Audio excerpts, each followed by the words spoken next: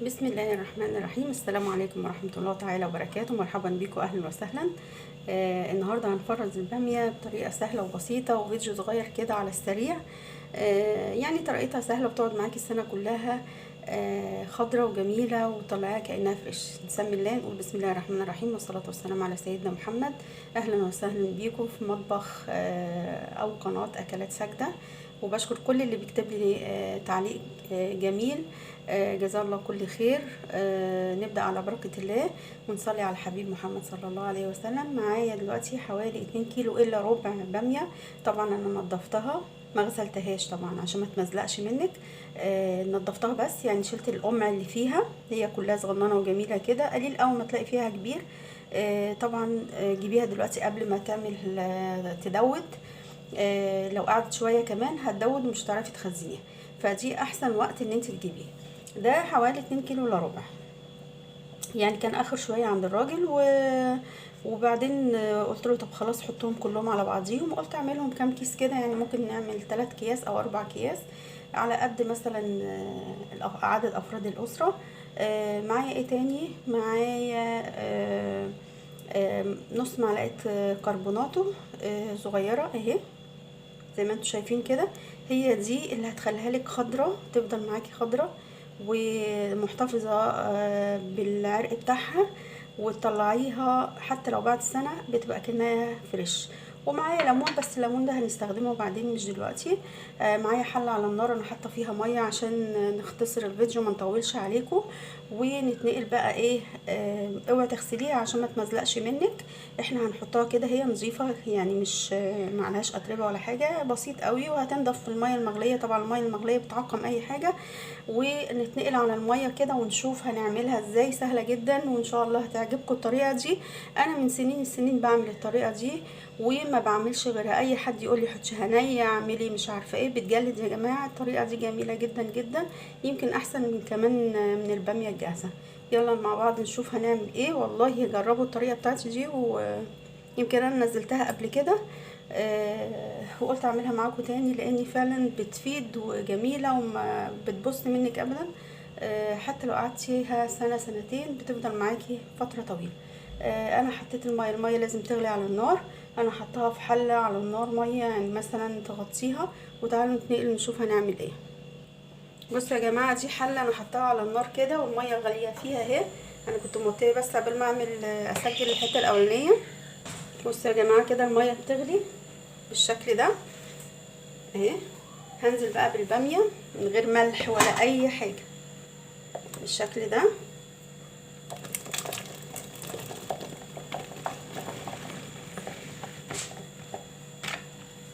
كده نقلب بس كده. لسه ما حطيتش اي حاجه. انا بصي ما بضيفش ولا ملح، ولا في المرحله دي ما بضيفش اي حاجه غير الكربوناتو بس. هي دي اللي هتحافظ لك عليها وتفضل معاكي فتره طويله. نشيل بس القمع ده اهي بالشكل ده. تدي بس غلوه كده وانزل بالكربوناتو كده. سبتها شويه في النار اهو. انا مش عايزه اسيبها كتير قوي عشان العرق بتاعها ما ينزلش كتير في الميه. فانا معايا هنا الكربوناتو اهي.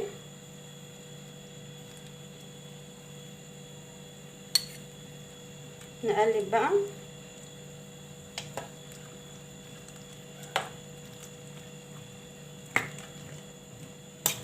نقلبها كويس جدا.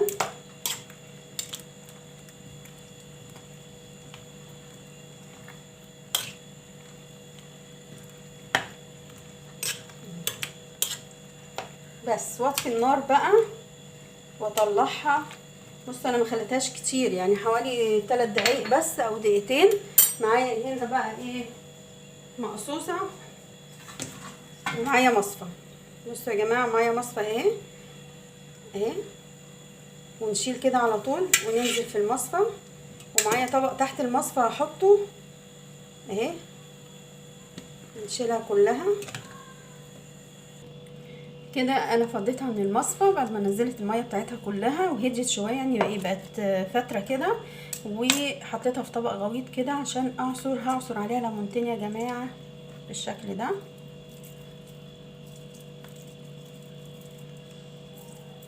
عشان اعرف اقلبها، انا فضيتها في طبق كبير عشان اعرف اقلبها.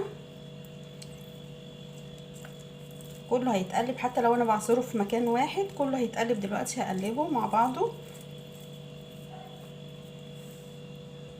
كده. انا عصرت ليمونتين اهو، هقلبها بالشكل ده.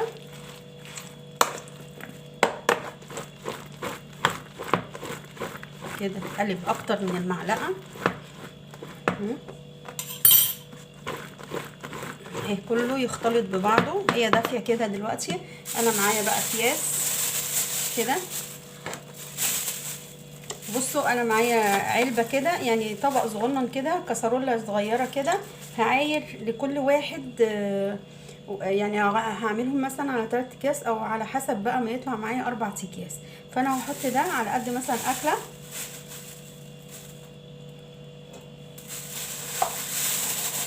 نجيب كيس تاني.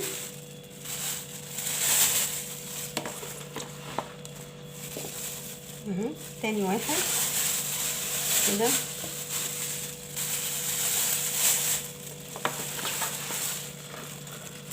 تالت واحد. ما شاء الله يطلعوا 4 اكياس. نجيب كيس كمان. بملاه قوي عشان يكفي. واللي هيفيد ده بقى هقسمه كل شويه، يعني حبه كده، ربع الطبق الصغير ده على كل كيس. هما 4 اكياس اهي، هيطلعوا بالظبط بالشكل ده على اخر كيس اهو. تربط بقى الكيس كويس كده، طلع الهواء، نديله حجم كده مساحه عشان يتبطط اهو. نربط التاني. هو دافي كده يعني او سخن شويه، وهشيلها في الفريزر بالسخونيه دي يا جماعه، يعني اكتر من الدافي شويه اهو. بسم الله ما شاء الله ولا قوه الا بالله. حلوين قوي. 4 اكياس يكفوا. عايزه تجيبي اكتر، حاجه جميله اهو.